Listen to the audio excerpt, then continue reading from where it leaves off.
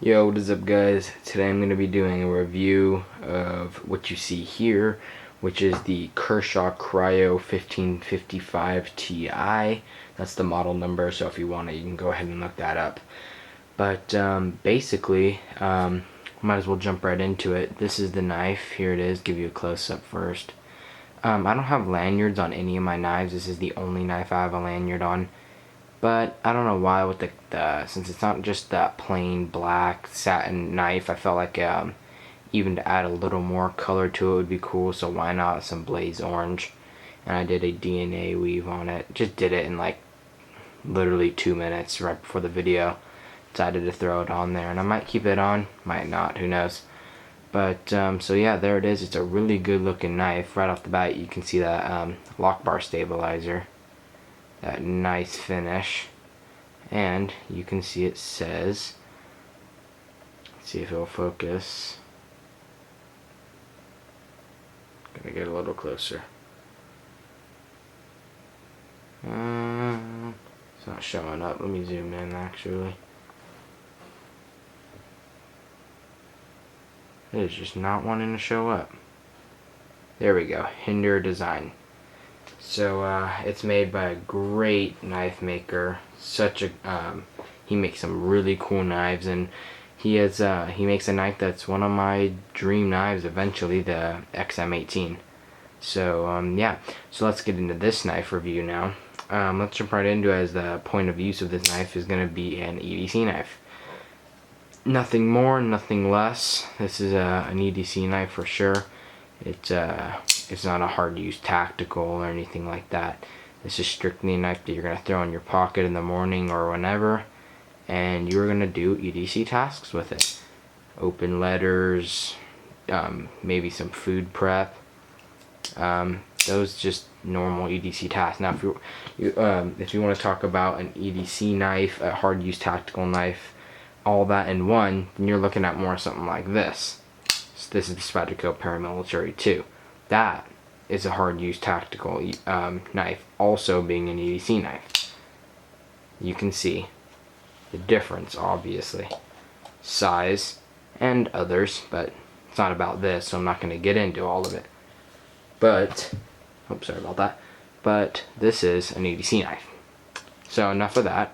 I think I've said it enough. But the blade, now let's get into all the dimensions. The blade is a 2.75 inch blade. The handle is a 3.8 inch blade. Closed 3.7, excluding the lanyard of course.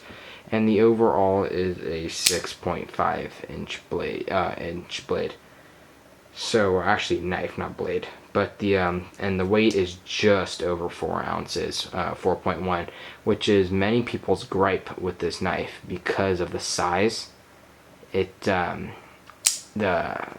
pretty small knife, and you're getting more weight than, let's say, I don't know. Might as well bring this one in again. This is a lot bigger, stronger lock in my opinion. G10, which is a lot more grippy than just the stainless steel. A bigger blade, sharper point, and you're only looking at 3.9 with this. And it has, let me think, I think it's what's the blade size on that thing? I think it's a 3.4 inch blade. So I mean, that's the one thing that people have problems with this, is the weight. So, you know, whatever. For me, not a big deal since I only carry one blade, a flashlight, and the keys and the wallet, the basic stuff. So yeah, the steel is a steel that we're really familiar with, if us knife guys. That is that classic, let me zoom in again for you guys. Wait for it to focus, 8CR13 MOV. We're familiar with that, aren't we guys? We have that on a lot of knives that we carry. Well, at least ones on the budget, which, you know, I am. At times I do get some nicer knives once in a while, but I do like to bust out these as EDC, even though I have nicer ones. I do carry this one now. It's just a nice little knife. Cuts like every other knife does. They all cut, but 8CR13 sharpens fast, And in an EDC type scenario, you're gonna have your knife, your sharpener close by. You get home, put on the strop real quick, and you can maintain a really nice edge, which this one does maintain, the 8CR13 MOV. The blade is a drop point blade, and I don't know why I love this blade. It just looks really cool, and the lines on the blade just make this blade look really cool, and for some reason it's really reminiscent of the Hinder XM18 Spanto blade shape, which is not surprising because the origin of the knife. If it will focus, which you guys already know, though I don't really have to show you, Rick Hinder. He helped design this knife with Kershaw, so it's not really a surprise. So it gives you that, and let's talk about that custom aspect. It gives you that kind of a custom knife in that sub $20 price point. Really cool looking blade. Really cool nitrate coating. Lock bar stabilizer, which tell me in the comments if there's a knife in the $20 to $30 range that has a lock bar stabilizer. I have not seen it yet. And for those who don't know about it, it's from keeping that lock bar, or the lock bar from overstretching itself, so pushing it out so much that it just stays out.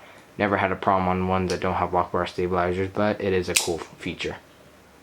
But yeah, so next, the speed of this knife is extremely fast with the speed safe. I usually don't like speed safe, but on this knife it's really smooth, and a lot of people say that the thumb studs deploying this is kind of hard, but for me it is really easy, just like the flipper, if not easier. I mean, if this is me going slow and it flicks out easier than fast. I mean, it takes no effort, just like the flipper. Flipper's a little more natural because it's just there, and most people like the flipper, that's why it's added in there, but thumb studs work fine. On the right side. Left side, no. Too close to that lock bar. But it still deploys, as you see, just not as comfortable as doing it on that right side. But, so yeah, speed, excellent with the Kershaw Cryo.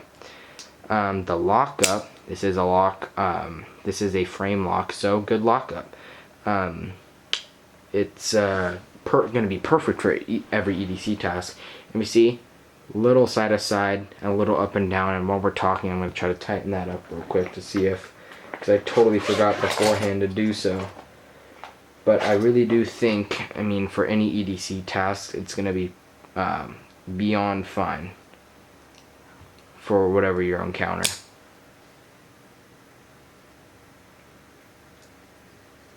Let me see here. Okay, there we go. I just eliminated all the side-to-side play that this knife has, maintaining that, being able to open fast still, just with a little tighten of the pivot. But it does have a little up and down, just a tad bit. Just enough where it's there, if you can hear it. You won't be able to hear it, but you can just kind of feel it. Nothing to affect the knife's performance, especially in an EDC roll. So, good lockup. Handle material is stainless steel, obviously. It's some type of stainless, I don't really know, but I'm believing it's 410, because that's what they use on most of. That's just what they've been using on Kershaw's when they make a stainless steel China knife. It's usually the 410, so I'm guessing they would have done the same with the Cryo here.